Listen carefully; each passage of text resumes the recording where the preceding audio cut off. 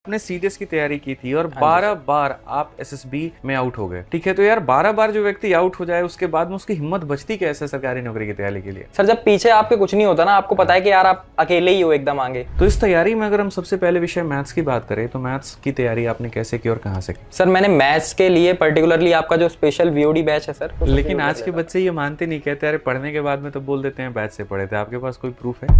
पूरा जो ये तैयारी का प्रिपरेशन का जो आपका टाइम है ये कितने समय का है? सर मैं 2019 में जब पास आउट हुआ। रीजनिंग में आपका स्कोर क्या था और उसकी तैयारी आपने कैसे की? सर रीजनिंग का सर मेरा सीपीयू में भी 50 था। हाँ। और सर ये जो अभी रिसेंट में सर मैंने सीजीएल का प्री दिया है सर, इसमें भी 50 था। अच्छा, हाई कट ऑफ के ऊपर में क्या राय है आपकी? सर हाई कट ऑफ के सर थोड़ी तो एबनॉर्मलिटीज हैं रिजल्ट में, जहां तक मेरे को लगता है। एक बार जैसे आपका रिजल्ट आया था तो मेरी आपसे फोन पर बात हुई थी और उसके बाद में एक संजीव सर हैं, आपकी बात उनसे भी हुई थी। तो बच्चों के बीच में ये रह जाता है कि नहीं ये जो है इन्होंने तो या तो पैसे ले लिए। ये बताइए कि आपने जो तैयारी की वो पर डे आप कितना घंटा पढ़ाई करते थे? ये मैंने कभी नहीं किया सर पर डे। आपने कितने मॉक टेस्ट दिए हैं लगभग? सर मॉक टेस्ट सर मैंने लगभग 400-500 से तो ज्यादा दिए ही होंगे सर। सीपीयू की तैयारी करने वाले छात्रों के लिए कोई स्पेशल टिप आपकी तरफ से? सीपीयू की तैयारी, अकेली सीपीयू की तैयारी मत करो, यही स्पेशल टिप है सर।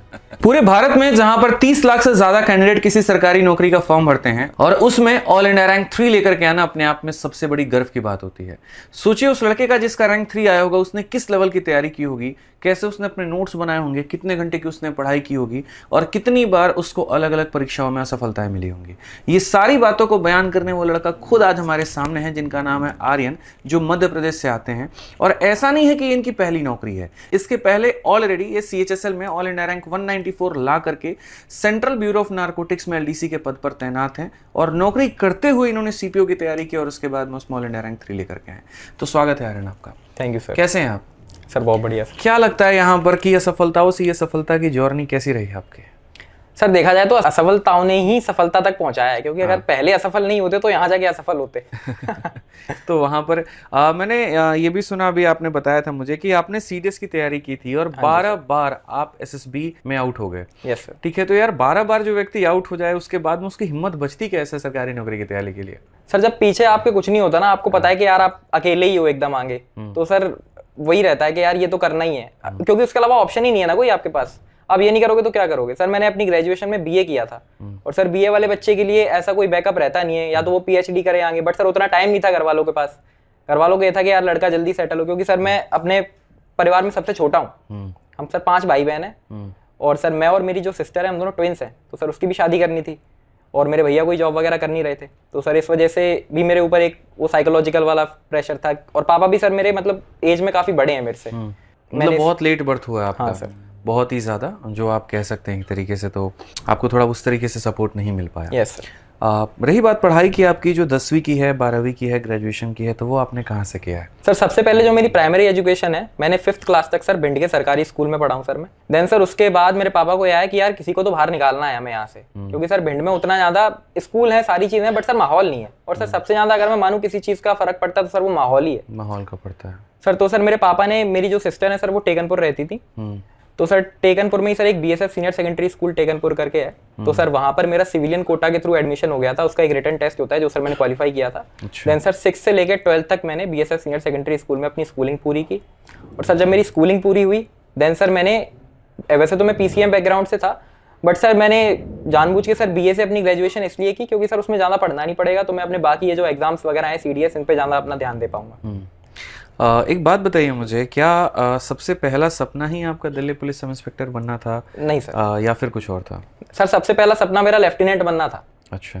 कि यार मेरे को लेफ्टिनेंट या फ्लाइंग ऑफिसर या सब लेफ्टिनेंट नेवी में, सर मेरे को इनमें से कुछ पद चाहिए। क्योंकि सर हमारे यहाँ पे ये रहता है, जैसे मैं सर भिंड से आता हूँ, तो सर भिंड में बहुत से बच्चे हैं वहाँ पे, तो सर के जैसे ही 10th हुई वैसे ही वो भागने लगते हैं कि बस दूध पियो और भागो, और सर वो जो रैली भर्ती होती है आर्मी की वो निकालो। तो सर मेरा ये था, बट मेरे को ये था क्योंकि मैं थोड़ा सा सर मतलब अबव एवरेज स्टूडेंट था, तो जिस वजह से मेरे को पता था कि यार मैं इससे अच्छा कर सकता हूँ। तो सर मैं ये एनडीए और सीडीएस इस वाले एग्जाम्स की तरफ सर मेरा ज्यादा अट्रैक्शन था, तो सर मैंने उन्हीं के लिए अपनी प्रिपरेशन करना। कब से इनकी तैयारी शुरू की थी आपने? सर तैयारी में वैसे तो 2019 में मैं पास आउट हुआ, वैसे ही सर मैं थोड़ी थोड़ी तैयारी करने लगा था, बट सर मैंने एनडीए का फॉर्म भी नहीं भरा।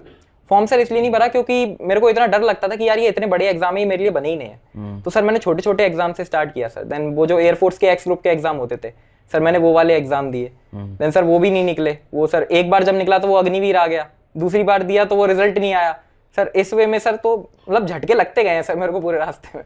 अच्छा, कई बार असफलताएं मिली हैं लेकिन उसके बाद भी आप हिम्मत नहीं हारे। 12 बार आप सीडीएस में डिस्क्वालीफाई हो गए। Yes sir. और उसके बाद भी आपने हिम्मत नहीं हारी, आप तैयारी करते रहे। लेकिन आज के समय जो बच्चे हैं, 1 या 2 पेपर में कम नंबर आ जाए या हार जाएं या कहीं से कहीं फेल हो जाए वहाँ पे, तो वो हिम्मत हार जाते हैं। तो आपका उनके लिए क्या सजेशन है?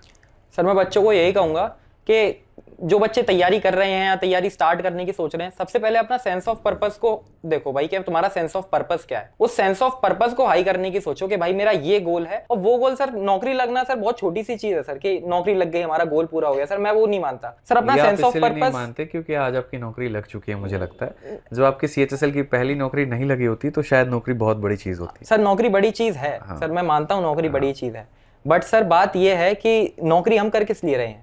नौकरी सर हम कर तो इसलिए रहे हैं ना कि हमारे माँ बाप खुश रहें, हमने जो सपने देखे हैं वो पूरे हों। वो ऑटोमेटिकली किससे होंगे? नौकरी से ही तो सर पूरे होंगे।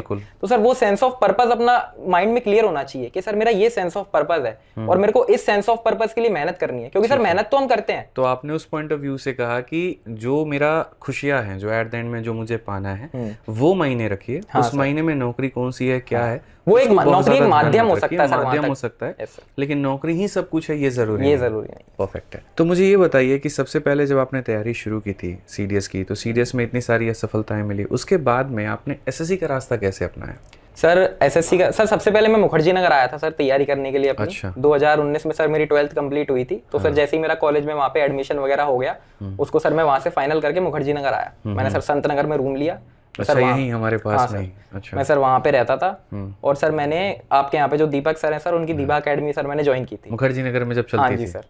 तो मैंने 1.5 महीने तक लगभग वहाँ पर कोचिंग की थी। जैसे ही सर 1.5-2 महीने मेरे को वहाँ पर हुए, वैसे ही सर कोरोना आ गया था। अच्छा। कोरोना जैसे ही आ गया, मैं अपना बिस्तर बोरी पैक करके वापस ग्वालियर पहुंच गया। अच्छा। देन सर मैंने वहाँ पे देखा कि यूपीएससी में सर मेरे को थोड़ा टाइम लगेगा। मैं इतना एनालिसिस करके, क्योंकि सर मैं जीएस ही पढ़ रहा था उस टाइम, तो जीएस को मैं देख के ये चीज समझ गया था कि यार मैं क्रैक कर लूंगा सर। मेरे को ये नहीं था कि मैं कर नहीं पाऊंगा, मेरे को ये था मैं कर लूंगा, बट इसमें टाइम ज्यादा लग जाएगा। जैसे अभी मैं यहाँ पर 24 साल की एज में पहुंचा हूँ, तो हो सकता है मैं यूपीएससी 28-29 तक निकाल पाता। तो सर टाइम उतना था नहीं मेरे पास। मेरे को ये था कि यार मेरे को जल्दी कुछ करना है। तो उसकी वजह से सर मैंने सीडीएस की तरफ गया। मैं सर एसएससी की तरफ नहीं आया, तब भी सीडीएस की तरफ गया। वो लेफ्टिनेंट वगैरह के सर जब वहां पे फेल हुआ, देन सर मैंने एज अ बैकअप के तौर पे सर एसएससी के पेपर को देना चालू किया सर। ठीक है। तो एसएससी के पेपर में सबसे पहले किस पेपर के साथ आपने शुरुआत किया?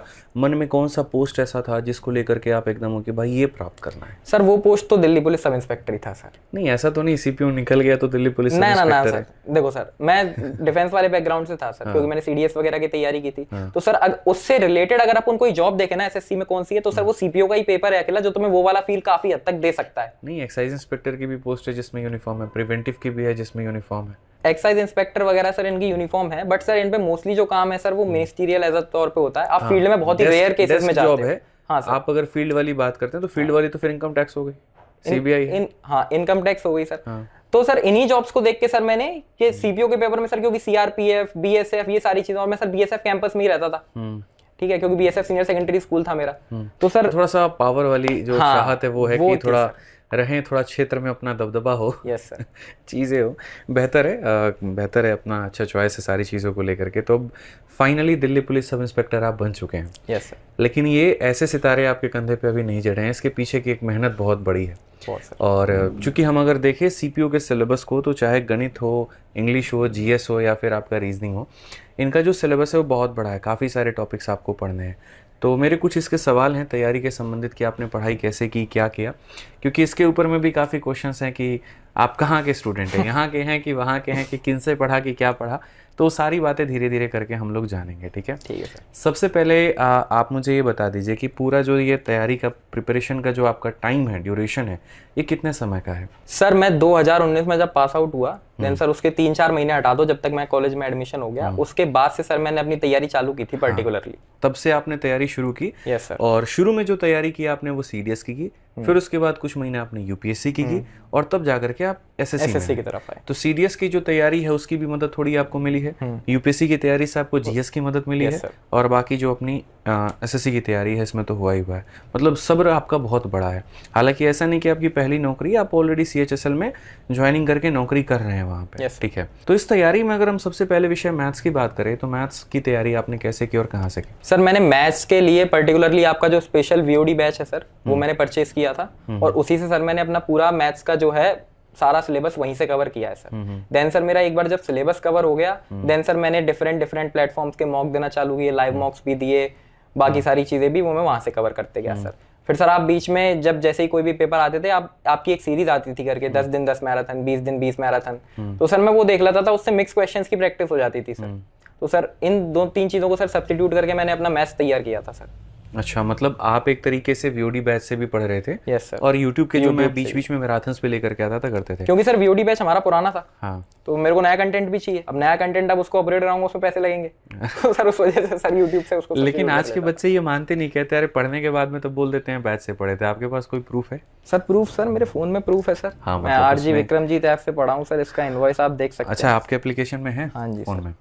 ये सर एप्लीकेशन है स्टैटिक। एक बार थोड़ा आप खुद ही दिखा दीजिए, मुझे लगता है। माई कोर्स में ये आदित्य सर का वीओडी बैच है और ये अभी अगर इस वीओडी बैच को कोई परचेस भी करेगा कर नहीं पाएगा, क्योंकि ये वाला अवेलेबल ही नहीं है। अवेलेबल ही नहीं है, ये बहुत पहले का लिया हुआ। अच्छा, ये आपका सेकंड बैच है सर। ये वीओडी एक चीज और है, सबसे बड़ी बात है, मेरे कई सारे वीओडी हैं। VOD 1.0, VOD 2.0, VOD 3.0। तो ये जो है ये वीओडी 1.0 है, क्योंकि 2.0 जो था वो वीओडी प्लस लाइव था। Yes sir. और जो 3.0 था तो यहाँ पर मतलब वो अलग था। उस समय के इंक्वायरी नंबर भी हमारे अलग हुआ करते थे। तो ये तब वाला बैच है आपका? Yes sir.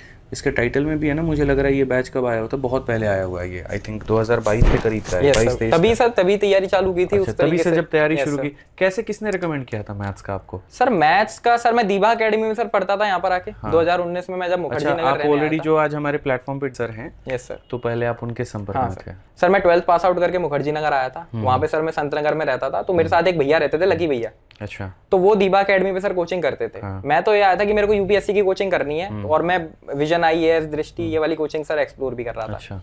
तो सर उन्होंने मेरे को एक एडवाइस दी कि यार अभी तुम नए नए आए हो, यहाँ पे तुम एडजस्ट भी कर पाओगे या नहीं कर पाओगे, इससे पहले तुम एक ऐसी कोचिंग में देख लो जहाँ पे तुम्हें थोड़ा पता पड़ जाए कि भाई ये माहौल है, ऐसा है, क्या है, सिलेबस क्या है पर्टिकुलरली, वो सारी चीजें। देन सर मैंने दीपक सर को ज्वाइन किया था सर। तो दीपक सर से सर 1-1.5 महीना पढ़ा था मैंने। World geography particularly offline classes से कवर की थी। कैसा पढ़ाते हैं दीपक सर? दीपक सर बहुत शानदार पढ़ाते हैं। बहुत शानदार। कैसा, मतलब उनका वर्ल्ड ज्योग्राफी के ऊपर कमांड कैसा है?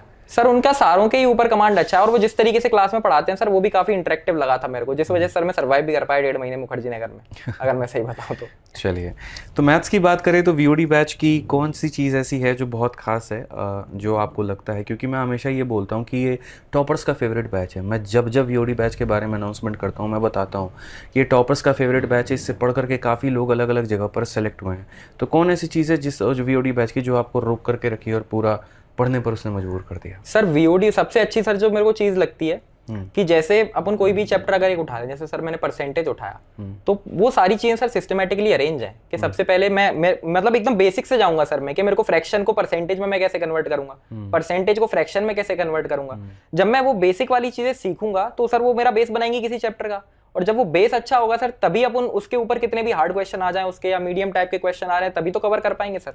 तो उसमें वो सारी चीजें सर एक तो वैसे लगी हुई हैं कि भाई एकदम धीमे धीमे अपन चल रहे हैं उसमें सारी चीजों को पढ़ते हुए, उतना ही पढ़ रहे हैं जितना रिक्वायर्ड है, फालतू का पढ़ नहीं रहे हैं। सबसे अच्छी चीज वो है जितने चैप्टर को जितनी क्लासेस चाहिए उतनी क्लासेस उसमें अवेलेबल है, अब उनको उसको वहां से लेके चलना है। तो अपन सर उस हिसाब से चल रहे हैं, सारी चीजों को एकदम बेसिक से कवर कर रहे हैं। देन सर एकदम जहां पर रिक्वायर्ड है सीजीएल के मेंस वाले लेवल पर, वहां पर जाके अपन छोड़ रहे हैं कि भाई ये वाली चीज है, ये इतनी रिक्वायर्ड है अपन को अपने एग्जाम के लिए। और सर सीजीएल मेंस का लेवल सर इतना है कि उससे सारे एग्जाम ही एक तरीके से कवर हो जाते हैं सर, उस पेड़ के नीचे सारे एग्जाम आ जाते हैं सर। अपना सीडीएस हो गया, चाहे एफकैट हो गया, चाहे कोई सा भी एग्जाम हो गया, तो सर वो सारे अपने वहां से कवर हो जाते हैं। तो सर वो चीज़ मेरे को सबसे शानदार लगती है सर बैच में। ओके, तो ये सारी चीज़ें आपको बहुत मदद करती हैं और साथ में प्रैक्टिस करने के लिए जो क्वेश्चंस भी हैं, जो डाउट ग्रुप में हैं, तो बेनिफिशियल आपके लगते हैं। जब आपने बात की दीपक सर की, तो आपसे थोड़ा सा उनके बारे में जानना चाहूँगा, क्योंकि हम लोग तो जानते ही हैं, साथ पढ़ाते हैं, हमें पता है। दिवा एकेडमी की जब आपने बात की वहाँ पे, तो दिवा एकेडमी में जब आप प्रिपरेशन कर रहे थे, ठीक है, प्रिपरेशन करने के दौरान आपने अपने क्लासेस में क्या देखा? दीपक सर का पढ़ाने का क्या तरीका था, कैसे था? सर दीपक सर बहुत ही फन लविंग आदमी है जितना मेरे को लगता है सर। वो क्लास में मतलब माहौल बना के रखते थे एकदम कि यार कोई बंदा बोर भी ना हो, कोई अगर गलत जवाब भी दे रहा है तो उसको ऐसा ना लगे कि अरे यार मैंने तो गलत जवाब दे दिया, इतने लोगों के सामने मेरी बेइज्जती हो गई। तो वो वाली सर क्वालिटी उनमें मेरे को सबसे अच्छी लगती थी। प्लस वो एकदम क्रिस्प टू क्रिस्प पढ़ाते थे जितना रिक्वायर्ड है उन्होंने सर। और जैसे जो भी टॉपिक पढ़ाना है वो पहले बताते थे कि भाई ये वाला टॉपिक हम लोग आज कवर करेंगे, वो वाला टॉपिक सर अपन कवर करते थे। सारी चीजें उससे रिलेटेड वो काफी अच्छे अच्छे फैक्ट्स भी बताते थे, काफी उससे रिलेटेड वैसी चीजें भी बताते थे जिनको जान के हमें इंटरेस्ट आए सर। ठीक है, तो उस तरीके से सर वो पढ़ाते थे, वो चीज काफी अच्छी लगती सर दीपक सर की। बात करें रीजनिंग को लेकर के, तो रीजनिंग के अंदर में पैटर्न काफी बदला है, नए नए क्वेश्चंस भी आए वहां पे। तो रीजनिंग में आपका स्कोर क्या था और उसकी तैयारी आपने कैसे की? सर रीजनिंग का सर मेरा सीपीओ में भी 50 था। और सर ये जो अभी रिसेंट में सर मैंने सीजीएल का प्री दिया है सर, इसमें भी 50 था। अच्छा। सर रीजनिंग वैसे जिसकी मैथ्स बहुत ज्यादा स्ट्रांग होती है सर, जैसे मेरी मैथ्स स्ट्रांग थी तो रीजनिंग में उतना ही ज्यादा चीजों की जरूरत नहीं पड़ती। बट सर जो चीजों की मेरे को जरूरत पड़ी, जैसे कैलेंडर की मैंने क्लासेस देखी थी, तो सर वो विक्रमजीत सर की कैलेंडर की क्लास थी जिसमें वो ट्रिक्स वगैरह बताते हैं, 144, 025, 036, 146। अच्छा। हाँ, तो सर ये कैलेंडर की सर वो वाली क्लास थी। वो मैंने सर एक बार देखी थी। और सर ये जो बीच में सर स्टेटमेंट रीजनिंग वाली ये जो चीजें आने लगी थी सर मेंस में, एनालिटिकल क्वेश्चंस बोलते हैं सर, इनको सर मैंने थोड़ा विक्रमजीत सर से ही देखा था कि भाई इनको कैसे करके पढ़ें, कैसे ना पढ़ें, वही चीज सर। मतलब जो विक्रमजीत सर कहते हैं कि रीजनिंग में 50 में 50 आएंगे, आए थे सर। तो 50 में 50 आपके आए थे वहां पर। बहुत बढ़िया, बहुत शानदार। रीजनिंग को लेकर के बच्चों को कुछ आप बताना चाहेंगे? सर रीजनिंग में बस एक ही चीज बताना चाहूंगा कि रीजनिंग को थोड़ा अपन हल्के में ले लेते हैं। अगर तुम मॉक दे रहे हो तो हाँ मॉक सफिशिएंट है, बट उसके अलावा एक दो सेक्शनल जैसे तुम बैठे हो तो दे लो, फ्री टाइम में बैठे हो तब दे लो। सर मैं क्या करता था, मैं कहीं जाता था तो या तो जीएस के ऐसे स्क्रॉल करके सेक्शनल मॉक देता रहता था, या सर मैं देखता था कि रीजनिंग में मैं बिना पेन उठाए कितने कर सकता हूँ सर। अच्छा। तो ऐसे देख वो करते रहता, तो वो सर उससे सिली मिस्टेक नहीं होती सर। ये जो वाटर इमेज वगैरह ऐसे क्वेश्चन हो गए तो सर वो करते रहते हैं अपन, तो सिली मिस्टेक के चांसेस कम हो जाते हैं। थोड़ा सा ये भी होता है कि रीजनिंग में जैसे जो नया टॉपिक आप लोगों का आया है वो सारे के सारे बढ़िया तरीके से आप यूट्यूब से एप्लीकेशन से अपने कवर करिए और सेक्शनल मॉक टेस्ट ज़्यादा से ज़्यादा देने की कोशिश किया करिए। उससे स्पीड आपकी बढ़ती है और जो स्पीड बढ़ती है ना तो वो आपका समय बचाती है। तो ये थोड़ा सा आप लोग ध्यान रखिए। अभी काफ़ी ज़्यादा एक सवाल आपके लिए घूम रहा है इंटरनेट के ऊपर में, और मैं काफ़ी सारी वीडियोस मैं देखता हूँ, ऐसा नहीं है कि मैं सोशल मीडिया को नहीं देखता, मैं बिल्कुल देखता हूँ। तो आपको लेकर के ये था कि एक बार जैसे आपका रिजल्ट आया था तो मेरी आपसे फ़ोन पर बात हुई थी, और उसके बाद में एक संजीव सर हैं, आपकी बात उनसे भी हुई थी। तो बच्चों के बीच में ये रह जाता है कि नहीं ये जो है इन्होंने तो या तो पैसे ले लिए, या ये ऐसे हैं कि किसके स्टूडेंट हैं, RWA के हैं कि रैंकस गुरुकुल के हैं कि क्या है, कहाँ से इन्होंने पढ़ाई की है। ठीक है, आज के समय ये बच्चा नहीं जानता है कि कौन से सब्जेक्ट कहाँ से पढ़ा है, उसे ये लगता है अकेडमी वर्सेस अकेडमी ये चल रहा होता है। इसके ऊपर में आपका क्या कहना है, और आप बताइए सच्चाई कि आप कहाँ से पढ़े, किससे पढ़े? सर मैं आदित्य रंजन सर से पढ़ा हूँ, और सर मैं संजीव सर से पढ़ा हूँ। ठीक है, आपने मैथ्स यहाँ से पढ़ाई की है? इंग्लिश सर वहाँ से पढ़ाई, इंग्लिश आपने वहाँ से पढ़ाई की है? Yes sir. ठीक है, ठीक है, क्योंकि सर मैं जिस एरिया से आता हूँ, जिस जगह से मैं आता हूँ सर, ऐसा नहीं है सर मेरे पे कॉल्स वगैरह नहीं आए, टू बी ऑनेस्ट सर मैं आपको बताऊँ, मेरे पे सर खूब कॉल्स आए, बहुत प्लेटफॉर्म्स के कॉल आए, ग्वालियर वाले प्लेटफॉर्म्स के भी, दिल्ली वाले प्लेटफॉर्म्स के भी सर। बट सबसे पहली जो चीज मैंने की है, जब मेरा रिजल्ट आया है, सबसे पहले तो सर मैं रोने लगा था जैसे ही मैंने वो रैंक 3 देखी, मेरी आंखों से अपने आप आंसू आ रहे थे और मैं पापा के गले लग गया था जाके। फिर सर मैंने सबसे पहले, क्योंकि सर दिवाली के लिए तैयार हो रखे थे हम लोग, देन सर वही मैसेज मैंने आपको डाला है, same to same exact message, sir मालिक की कृपा से मेरा ऑल इंडिया रैंक 3 आया है सर, ये सेम मैसेज मैंने संजीव सर को डाला है, दोनों को एग्जैक्ट टाइमिंग पे डाला है। संजीव सर का सर क्योंकि अभी एक्सीडेंट हुआ है तो सर उनका मतलब उनका नेट ऑफ था, मैंने उनको कॉल भी किया, जब आपसे मेरी वीडियो कॉल पे बात हो गई देन सर मैंने उनको कॉल भी किया, बट उन्होंने कॉल नहीं उठा पाया सर, क्योंकि वो भी बीमार चल रहे हैं सर इस वजह से। तो सर देन सर अगले दिन सर मेरी संजीव सर से बात हुई, तो सर वो भी काफी खुश थे मेरे रिजल्ट को लेके।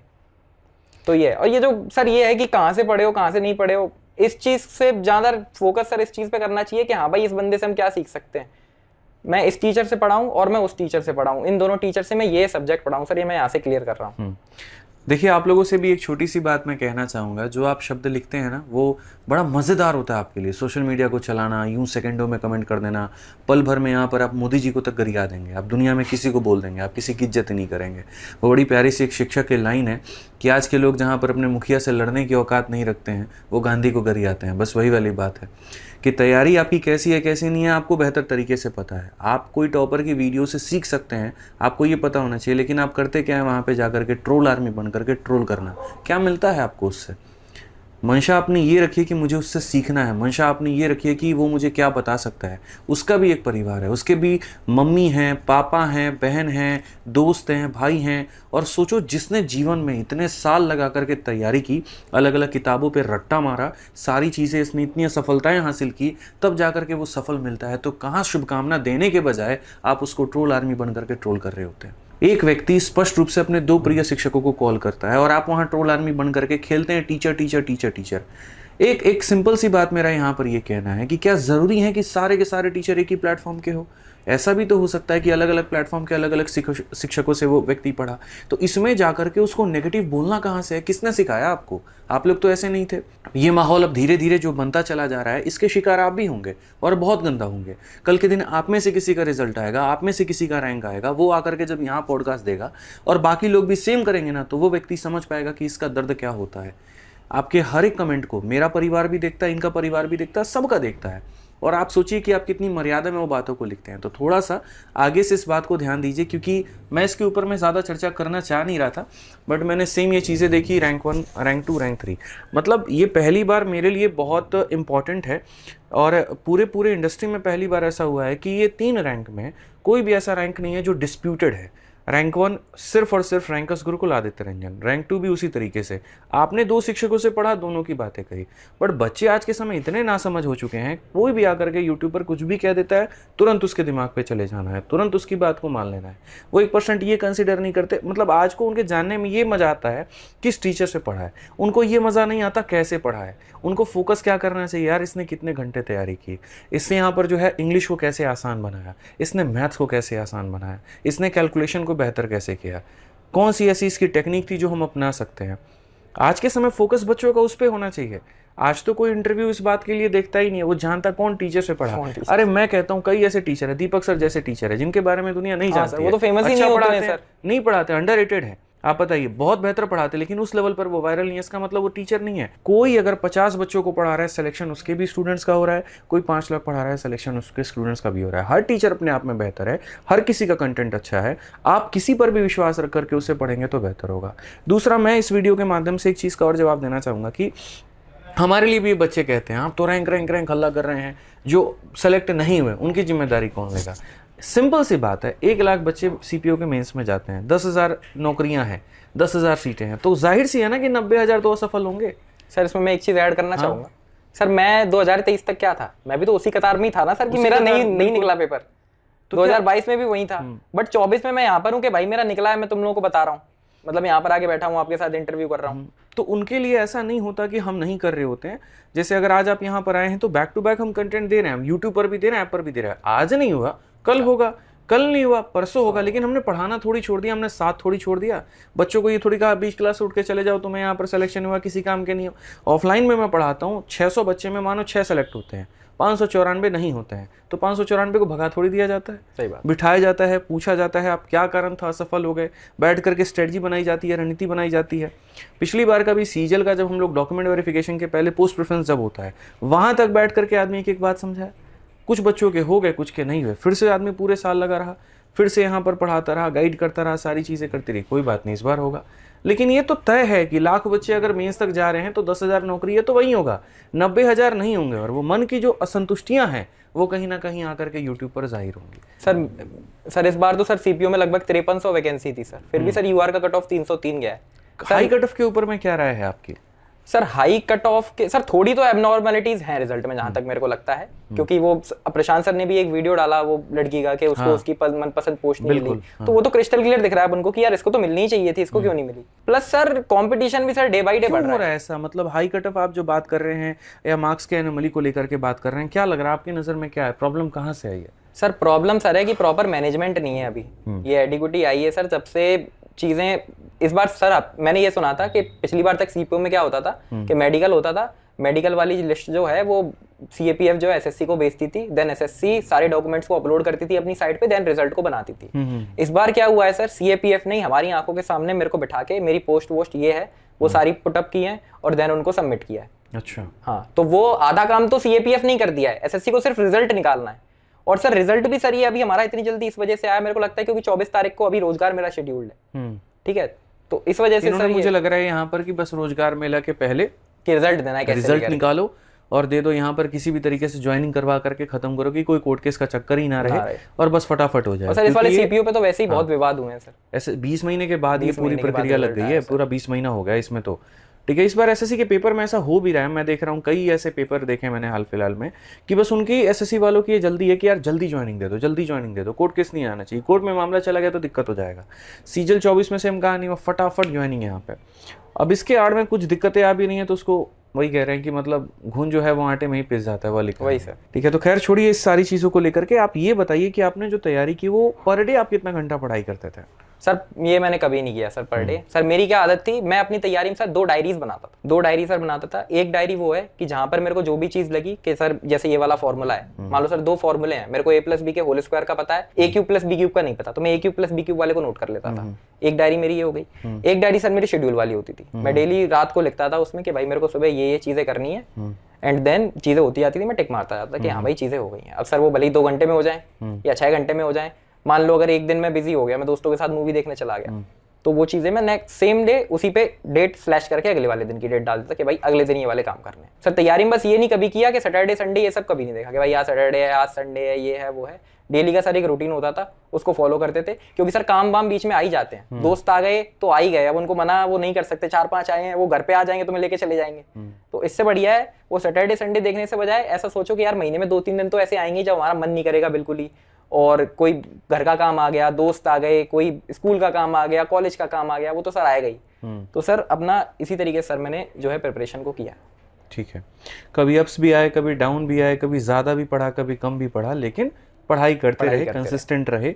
और consistency is the key to success वाली चीज़ आपने मानी और उसको पूरा भी किया।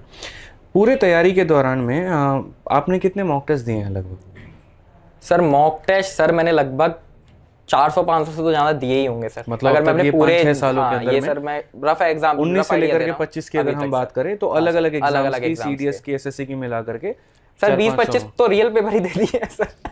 20-25 तो एग्जाम्स ही हो गए आपके, यही हो गए। जितने लोगों के मॉक टेस्ट होते हैं उतने तो एग्जाम ही हो गए, तो एग्जाम दे दिया आपने वहां पे, तो ये भी हो सकता है, सही बात है। और 10-10 मॉक टेस्ट भी पर पेपर पे लगा लो तो भी सर 250 का तो यही बन गया, तो इतना तो बनता ही है। और सर जब मेंस आता है या प्री आता है तब तो अपन डेली मॉक देते हैं, एक दिन में 2-2 मॉक देते हैं प्री में, तो सर तो इतने तो सर हो गए। तो बच्चों को क्या एडवाइस करोगे, 400 मॉक टेस्ट देने चाहिए, कितने मॉक टेस्ट देने चाहिए? तुम्हारा सिलेबस 60% 70% हो जाए, जितने ज्यादा मॉक्स दोगे उनका जितना अच्छे से एनालिसिस करोगे तुम्हें उतना ज्यादा फायदा होगा। ठीक है, क्योंकि मॉक्स में सबसे ज्यादा मॉक्स जिस चीज के लिए जरूरी हैं वो है हमारी गलतियां हमें बताने के लिए कि भाई हमारी ये गलतियां हैं। अब एक तो तरीका है कि उन गलतियों को तुमने देख के छोड़ दिया। एक तरीका है कि भाई सर जैसे मैं नोट कर लेता था, मैंने आपको बताया डायरी में, मैं वो गलती को नोट कर लेता था कि भाई मेरी ये गलती है। मैं डेली सुबह उठता था, उस डायरी को एक बार देखता था, वो डायरी जब वो अगली बार वो वाला क्वेश्चन आएगा मेरा सही हो जाएगा, मेरे को पता है क्योंकि मैं डेली देख रहा हूँ उसको कि मैं ये गलत करता था। सर ये है। चलो बहुत बढ़िया। तो ये सारी चीजें हैं। इसके अलावा आपको क्या लगता है तैयारी में, मैं मतलब अगर वाइंड अप करूँ सारी चीजों को लेकर के, तो पूरी तैयारी में, ये पूरी जर्नी में 4-5 ऐसी चीजें जिसके कारण आप असफल हुए और वो बच्चे सीख करके जो है उन असफलताओं को दूर कर पाए? कहते हैं कि दूसरों की गलतियां अगर पता चल जाए तो अपनी गलती करने की उम्र कम हो जाती है और इंसान को सक्सेस और कामयाबी जल्दी मिल जाती है। तो कौन ऐसी चीज़ें जो आप एडवाइस हमारे चैंपियंस को देना चाहेंगे कि वो ये गलती ना करें? सर सबसे पहले गलतियों से स्टार्ट करो। सर सबसे पहली गलती मैं बताऊंगा, तुम जिस एग्जाम के लिए तैयारी कर रहे हो उसको क्लियर रखो। जैसे मेरे केस पे क्लियर नहीं था सर, मैंने आपको बताया, मैं सीडीएस भी दे रहा था, एसएससी भी दे रहा था। तुम एसएससी के लिए तैयारी कर रहे हो, एसएससी को रखो कि भाई मेरे को सीजीएल के लिए पढ़ना है, और सीजीएल के लिए पढ़ना है तो सीजीएल के लिए ही पढ़ना है। बाकी सर मैंने आईबीएसईआई का भी पेपर निकाला है, बट वो पेपर के लिए मैं अलग से नहीं पढ़ा, वो मैंने सीजीएल का पढ़ा। एक बार पढ़ो, स्पेशल पढ़ो, जैसे मैथ है तो मैथ स्पेशल पढ़ो, मैथ स्पेशल पढ़ो। आईबीएसईआई का पेपर दिया, वो निकाला सर। तो उसी तरीके से सीजीएल की अगर तैयारी कर रहे हो, सीजीएल की तैयारी करो, जो भी उससे रिलेटेड पेपर है सारे अपने आप कवर हो जाएंगे। तुम बस उठ के भी चले जाओगे ना देने के लिए, अगर तुम वहां पर एग्जाम में बैठ के प्रेशर नहीं लिया तो तुम्हारे वो पेपर निकलेंगे। मतलब ये नहीं कि एमटीएस आ गया तो एमटीएस स्पेशल करेंगे, जीडी स्पेशल, एक ही बार पढ़िए मैथ स्पेशल, इंग्लिश स्पेशल या जो भी है, और उसके बाद में आपकी सारी परीक्षाएं हो जाएंगी। पहला पॉइंट। और पहला पॉइंट सर ये हो गया। दूसरा पॉइंट सर पर्टिकुलरली सीपीओ वाले बच्चों के लिए मैं बताना चाहूंगा। सर मेरा 2023 में फिजिकल में आउट हुआ था सर। मैं क्यों? फिजिकल में सर मेरी चेस्ट में उन्होंने एक पॉइंट दे दिया था। अच्छा। वहां पे सर तो उस वजह से मैं वहां पे आउट हुआ। तो अपनी फिजिकल की तैयारी भी साथ में लेके चलो। डेली जब तुम पढ़ रहे हो एक बार दौड़ाओगे जाके क्या चला जाएगा यार, पुशअप मार लोगे 4-5 क्या चला जाएगा उससे। तो उससे तुम्हारी, और सर मैंने ये चीज बकायदा प्रैक्टिकलिटी करके देखी है, जब तुम कोई भी वर्कआउट करके आओगे उसके बाद पढ़ोगे और जब तुम नॉर्मल ऐसे ही बैठ के पढ़ोगे उसमें जमीन आसमान का अंतर है सर। तुम्हें बस स्टार्टिंग के 7-8 दिन लगेगा कि यार मेरे को आलस आ रहा है और मेरा मन अच्छा नहीं लग रहा। अगर वो 7-8 दिन तुम निकाल ले गए सर, बिलीव मी, तुम अब एक तो अपने मन से इतना खुश रहोगे कि यार मैं बैठा नहीं था, मैंने थोड़ा वर्कआउट भी कर लिया और देन मैंने पढ़ भी लिया। ये चीज सर पर्टिकुलरली सीपीओ वाले बच्चों के लिए हो गई। देन सर तीसरी चीज मैं बताना चाहूंगा कि ज्यादा से ज्यादा मॉक्स देने हैं और सिलेबस के पीछे ये नहीं करना, परफेक्शन के पीछे नहीं भागना है कि भाई ये चीज एकदम परफेक्ट हो जाए। मेरे को मैथ्स के जब मैं सारे चैप्टर कवर कर लूंगा तभी जाके मैं मॉक दूंगा। सर मेरा मिक्सचर एलिगेशन चैप्टर मेरे को अभी भी उतने अच्छे तरीके से नहीं आता है सर, मैं ऑनेस्टली बताऊं आपको। ठीक है, तो बट मैंने उसको साइड में रखा। मैंने कहा जब एक क्वेश्चन आएगा तब देखेंगे, कर पाएंगे तो ठीक है, नहीं कर पाएंगे तो छोड़ देंगे, वो मेरा सिलेक्शन थोड़ी रोक देगा। तो सर इस तरीके से सर मैंने अपनी पढ़ाई की है सर। परफेक्शन के पीछे मत भागो, तुमने देख लिया कि हाँ भाई तुम्हारा मोर देन 80% 90% सिलेबस हो गया, जहां से ज्यादा मार्क्स दो, अपनी गलतियां देखो कि गलतियां कहाँ हो रही हैं, उन गलतियों पे काम करो, गलतियां देख के छोड़ नहीं देनी है, ठीक है। और सर एक डायरी सारे लोग जरूर बनाओ, वो डायरी इतनी हेल्प करती है सर, क्योंकि मैं उस डायरी को देखूंगा, मेरे को पता है कि भाई मैंने ये गलतियां की हैं, इन गलतियों को मैं दोबारा रिपीट नहीं करूंगा। सीपीयू की तैयारी करने वाले छात्रों के लिए कोई स्पेशल टिप आपकी तरफ से? सीपीयू की तैयारी, अकेली सीपीयू की तैयारी मत करो, यही स्पेशल टिप है सर। क्योंकि सर सीपीयू के पेपर भी सर उतनी मेहनत ले लेता है सर कि जितने में तुम सीजीएल का पेपर निकाल सकते हो, सीएचएसएल का पेपर निकाल सकते हो। सर मेरा सीपीयू का फिजिकल क्वालिफाई हुआ था, मैं सीएचएसएल के पेपर में सर उतना ज्यादा पढ़ा भी नहीं था। अब लोग सोचेंगे ये बहुत एग्जैजरेट कर रहा है सर। 3 चीजें मैंने पढ़ी थी, एक जो मैंने डायरी बनाई थी वो मैंने जिस दिन पेपर था उसके पहले दिन रिवाइज की, एक सर आपकी फॉर्मूला बुक थी, वो फॉर्मूला बुक मैंने रिवाइज की, और एक सर मेरी इंग्लिश की कॉपी थी, काली कॉपी हम लोग उसको बोलते हैं, एक मैंने वो रिवाइज की। 3 चीजें सर पढ़ के मैं पेपर देने गया था। सर मेरे 350 360 जितने का भी सीएचएसएल का पेपर होता है, मेरे सर 337 मार्क्स थे। ओके। और मेरी 194 रैंक आई थी। मैंने ग्वालियर होम पोस्टिंग डाली थी एलडीसी में, मेरे को सर ग्वालियर मिल गया था। क्या बात है। जब बात फॉर्मूला बुक की की आपने वहां पे, तो फॉर्मूला बुक किस तरह की किताब लगती है आपको? सर तुम्हें पूरे मैथ्स का सार इतनी सी कॉपी मिल जाएगा, इससे अच्छी बात क्या हो सकती है सर। अच्छा। कितनी मेहनत तुम्हारी कम हो गई अगर अपन सोचें, कितने ज्यादा चैप्टर है मैथ में, ठीक है, उनके कितने ज्यादा लेक्चर्स हैं, जब वो तुम्हें इतनी सी छोटी सी किताब में मिल रहे हैं, समराइज हो गई सारी चीजें लास्ट मोमेंट के लिए, उससे अच्छी तो किताब नहीं है कोई। बेहतर नहीं हो सकता। तो फाइनली मेरे भाई यहाँ पर हमने सारी बातें जो है वो आर्यन से जानने की कोशिश की, और बहुत सारी बातें हमने की, और बाकी आर्यन से भी डिटेल में जो बातें हैं कुछ और भी आप लोगों को जानने को मिलेगी हमारे सीपीयू के मीटअप में। 2 तारीख एक अपने आप में रिमार्केबल डेट होने वाला है, 2 नवंबर ही ना, 2 नवंबर को हम लोग सीपीयू का एक सम्मान समारोह यानी मीटअप रख रहे हैं, जहां पर पूरे भारत में जितने भी हमारे सीपीयू में सेलेक्टेड स्टूडेंट्स हैं वो सभी का न्योता होगा। कहां पर आना है, कैसे आना है, वो जगह भी आपको बता दी जाएगी, और बहुत जल्द आपको बताई जाएगी एक व्हाट्सअप ग्रुप बना करके, ठीक है। सीपीयू मीटअप को लेकर के गूगल फॉर्म भी आप लोगों से अलग से भराया जाएगा, और जिसके माध्यम से ग्रुप बना करके आपको पूरी जानकारी दी जाएगी। बाकी मैं आप लोगों से एक ही बात कहूँगा कि देखो यार, तैयारी बढ़िया से करते रहो, ठीक है। ये तैयारी में उतार चढ़ाव तुम्हारे जीवन में आते रहेंगे, लेकिन इसका मतलब ये नहीं कि वहाँ पर हिम्मत हार जाना है। तैयारी करते रहनी है, बेहतर करते रहनी है। कुछ चीज़ें होंगी गलत, तुम्हारे अगेंस्ट भी चली जाएंगी, लेकिन वहाँ हिम्मत मत हारना। जो टॉपर्स कभी भी तुमको जो तरीके बताते हैं ना, कोई स्पेशल एप्लीकेशन बताते हैं, कोई नोट्स बताते हैं, पढ़ने का कोई वे बताते हैं, उसको फटाफट नोट कर लिया करो। वो कहते हैं कि सुनो सबकी करो अपनी, तो वही बात है, पहले सुनना तो सीखो, जानो तो सही वहाँ पर दुनिया तुम्हें क्या बता रही है, फिर उसमें से जो तुम्हें अपना करना होगा वो तुम मेरे भाई वहाँ पर कर लेना। बाकी मैं कभी भी पॉडकास्ट लेता हूँ तो मेरी कोशिश ये होती है कि मैं तुम तक उनसे जितनी जानकारी है वो पहुँचा पाऊँ। सवाल तुम्हारे मतलब यहाँ पूछने वाले जुबान मेरी और जवाब इनके, बस मेरी यहीं पर जो है थोड़ा सा तरीका रहता है। बाकी कैसा लगा आपको ये वीडियो आप ज़रूर बताइए कमेंट बॉक्स में, और इस वीडियो को हर जगह पे शेयर करिए। और एक छोटा सा मेरा अंतिम सवाल है कि जैसे आज के समय बच्चे कभी भी चाहते हैं कि वो टॉपर से एंगेज करें, वो पूछें, वो गाइडेंस ले वहाँ पे, तो अगर कोई व्यक्ति कोई बच्चा आपसे जुड़ना चाहता है, सर मेरा इंस्टाग्राम पे पेज है द वॉरियर भदौरिया नाम से, the warrior Bhadauria, yes sir, ठीक है, तो वो वहाँ पर आपसे जाकर के कांटेक्ट कर सकते हैं, और वहाँ पर वो अपनी गाइडेंस ले सकते हैं। Yes sir. तो बच्चों आप ऐसे भी आर्यन से कांटेक्ट कर सकते हो। बाकी आप लोग बढ़िया से पढ़ाई करो, मिलेंगे अगली वीडियो में। आज के लिए इतना ही, ध्यान रखिए, खुश रहिए, मस्त रहिए, जय हिंद।